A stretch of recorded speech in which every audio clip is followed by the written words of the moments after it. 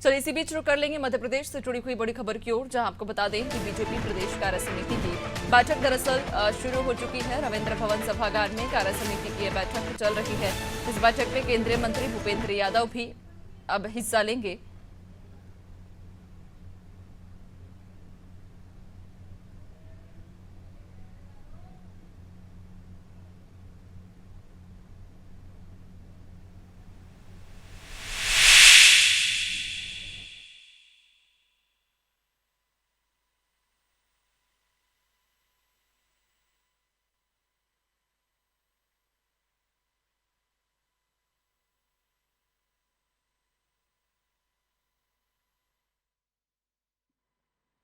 भारत विश्व पटल पर नक्षत्र और उनकी में आशाओं अभिलाषाओं का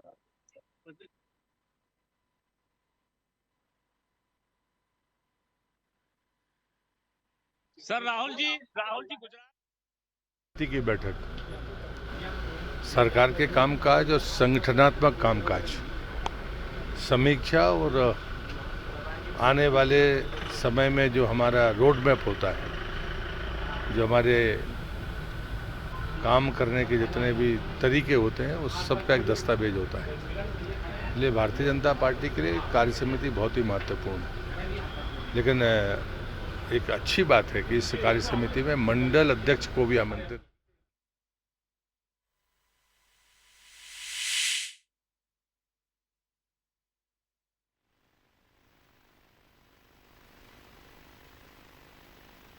गालियां दे।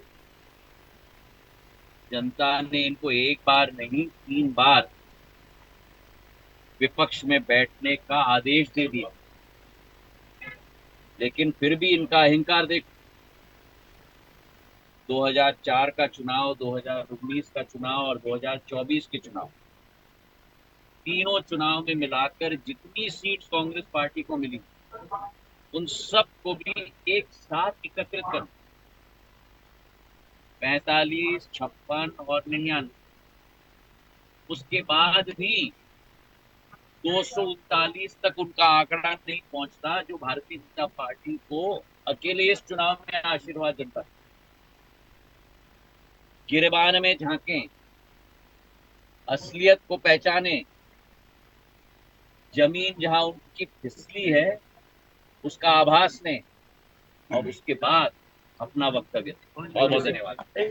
तो शिल्पा, देखिए केंद्रीय मंत्री ज्योतिरादित्य सिंधिया यहाँ भोपाल पहुंचे हैं बैठक में शामिल होने के लिए। कहा सीधे तौर पर कहा सवाल किया, सुन गए? चालू है क्या? हाँ।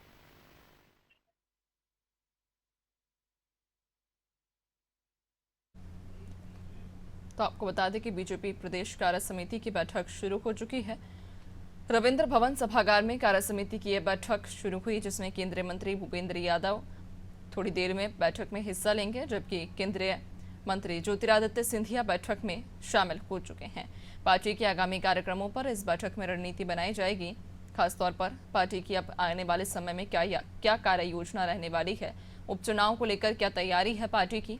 इसके अलावा जो योजनाएं हैं, चाहे वो केंद्र की योजना हो या फिर राज्य सरकार की योजनाएं हैं, उन योजनाओं को धरातल पर कैसे उतारा जाए, जनता के बीच उन योजनाओं को कैसे पहुंचाया जाए, जिससे कि जितने भी लाभार्थी हैं या जितने भी हितग्राही हैं उन योजनाओं के, उन सभी लोगों को योजना का लाभ मिल सके। आज की बैठक बेहद ही महत्वपूर्ण मानी जा रही है। कई सारे दिग्गज इस बैठक में शामिल होने के लिए रविंद्र भवन सभागार में पहुंच रहे हैं। इससे पहले जहां तस्वीरें भी आपको दिखाई, जब केंद्रीय मंत्री ज्योतिरादित्य सिंधिया बैठक में जाने से पहले अपना बयान दे रहे थे और उसके बाद वे बैठक में अब शामिल हो चुके हैं।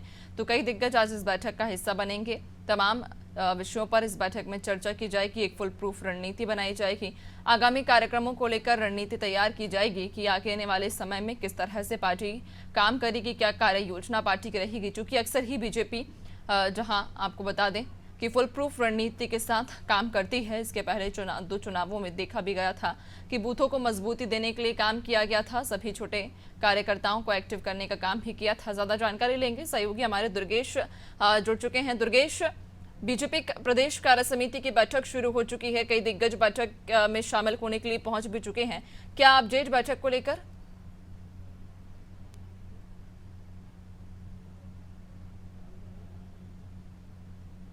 दुर्गेश, आपको आवाज आ पा रही है?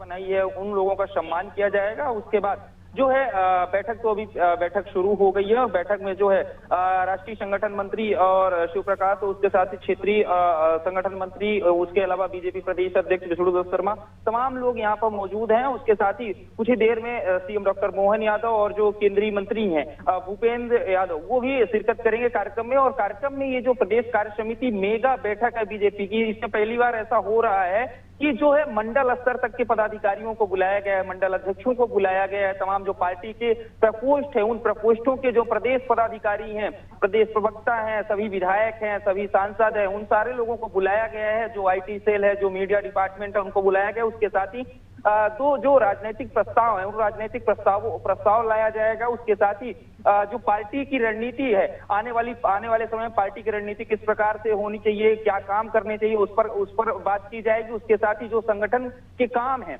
बीते चुनाव में और चुनाव से लेकर के अब तक के संगठन के कामों की समीक्षा की जाएगी। उसके बाद जो है संगठन के आगामी जो कार्यक्रम हैं उन कार्यक्रमों पर भी चर्चा होगी। अगर हम आपको ध्यान दिलाएं तो जो लोकसभा चुनाव हो रहे थे और 2 चरणों के चुनाव हुए थे का जो वोटिंग प्रतिशत हुआ था, तो कहीं ना कहीं वोटिंग प्रतिशत निराशाजनक रहा। लेकिन उसके बाद जो वोटिंग प्रतिशत में इजाफा हुआ है, कहीं ना कहीं जिन कार्यकर्ताओं का मनोबल टूटा है उनके जरिए उन कार्यकर्ताओं का आज मनोबल बढ़ाने का काम किया जाएगा। उसके साथ ही उन्हें जो नए लोग हैं कांग्रेस छोड़ करके बीजेपी में आए, उनको कहीं ना कहीं पार्टी की रीति नीति से अवगत कराया जाएगा, उन्हें प्रशिक्षित कराया जाएगा, उन्हें भारतीय जनता पार्टी के जो अनुशासन है और जो संस्कार है उन संस्कारों से भी अवगत कराया जाएगा। तो कहीं ना कहीं ये जो महत्वपूर्ण बैठक है, ये महत्वपूर्ण बैठक कहीं ना कहीं पार्टी को मजबूती प्रदान करने के लिए, जिस प्रकार से चुनाव के दौरान ही बूथ विजय संकल्प अभियान चलाया गया था, उसके साथ ही एक बूथ में 370 वोट बढ़ाने का लक्ष्य रखा गया। तो कहीं ना कहीं ये तमाम जो चीजें हैं उनको मजबूती और पुख्ता करने के लिए ये प्रदेश की बैठक बुलाई गई है। उसके साथ ही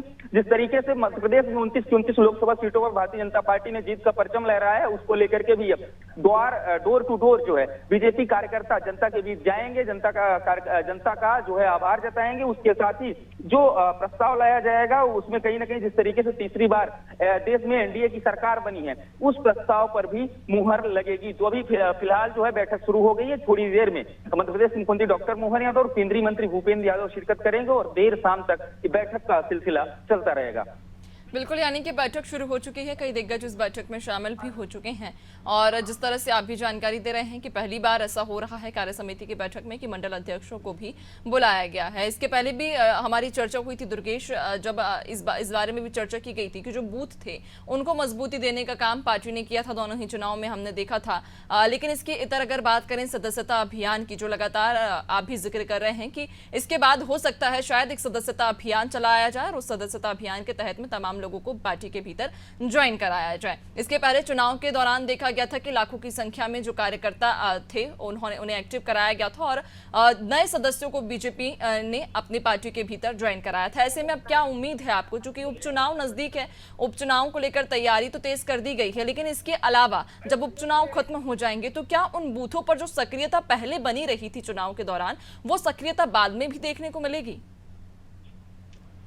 बिल्कुल यही सब प्रयास हैं। जहां भारतीय जनता पार्टी जीती है वहां भी समीक्षा कर रही, जहां भारतीय जनता पार्टी कमजोर हुई है वहां भी समीक्षा कर रही है, और जहां कमजोर हुई है कमजोरी का कारण पता लगा रहे हैं। उसके साथ ही सबसे महत्वपूर्ण बात यही है कि अभी तो अमरवाड़ा में उपचुनाव होने हैं, कुछ ही दिनों में बुधनी में उपचुनाव होंगे। उसके बाद ही कयास ये भी लगाए जा रहे हैं कि प्रदेश की कई अन्य सीटें ऐसी भी हैं। निर्मला सप्रे भी कांग्रेस से विधायक रह चुकी, कांग्रेस ने उनकी शिकायत भी की है। तो हो सकता है कि बीना भी कुछ ही समय में आप सीट खाली हो जाए, घोषित हो जाए और वहां भी उपचुनाव होंगे। तो उपचुनावों में भी विजयी फतेह हासिल करने के लिए भारतीय जनता पार्टी के जो कार्यकर्ता हैं, कार्यकर्ताओं का जो मनोबल है, उनका आत्मबल है, उनका मनोबल किसी प्रकार से कम ना हो और उनका जो आत्मबल है वो मजबूत रहे और इस तरीके से जनता के बीच जाकर के अपनी बात को रखनी है। और खासतौर पर जो कांग्रेस से लोग आए हुए हैं, क्योंकि कांग्रेस पार्टी के पास जो संगठन है वो संगठन दूसरी तरीके से काम करता है, लेकिन भारतीय जनता पार्टी का जो संगठन है, खासतौर पर भारतीय जनता पार्टी का जो अनुशासन है वो अनुशासन देखने लायक होता है। तो कहीं ना कहीं जो कांग्रेस छोड़ करके भारतीय जनता पार्टी में लोग आए हैं, जो नेता शामिल हुए हैं, उनको अनुशासनात्मक पाठ पढ़ाया जाएगा। उसके साथ ही उनको पार्टी की रीति नीति बताई जाएगी और किस प्रकार से लोगों से संवाद करना है, लोगों से कनेक्टिविटी बढ़ाना है, उसको लेकर के भी तमाम चर्चाएं होंगी। बिल्कुल इंतजार भी रहेगा बैठक खत्म होने के बाद में उन चर्चाओं का जो चर्चा इस बैठक में की गई है। बहुत शुक्रिया आपका जानकारी साझा करने के लिए।